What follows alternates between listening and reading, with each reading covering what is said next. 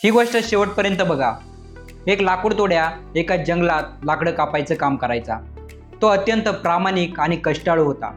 पहिल्याच दिवशी त्याने 18 झाडे कापली. मालक खुश, त्याचा पण उत्साह वाढला. दुसऱ्या दिवशी त्याने अजून मेहनत केली, पण त्या दिवशी तो 15 झाडे कापू शकला. तिसऱ्या दिवशी त्याने अगदी जीव लावून काम केलं, जेवण सुद्धा केलं नाही, तरीही तो 10 झाडे कापू शकला. दिवसेंदिवस त्याची झाडं कापण्याची संख्या कमी होऊ लागली. तो रडकुंडी आला.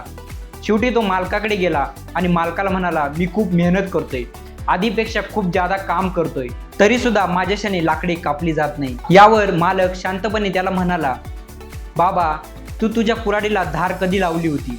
लाकूडतोड्या म्हणाला, धार लावायला वेळच मिळाला नाही, मी लाकडे कापण्यात व्यस्त होतो. आपल्या बिझनेसमध्ये पण हेच होतंय.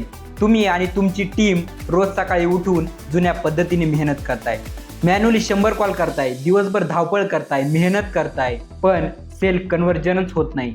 कारण तुम्ही कामात इतके बिझी आहात की तुमच्या बिझनेसच्या कुऱ्हाडीला म्हणजे ऑटोमेशनची धार लावायला विसरलात. तुमच्या लीड जनरेशन आणि सेल प्रोसेसला ऑटोमेशनची धार लावा. काम सोपं होईल आणि सेल दुप्पट वाढेल.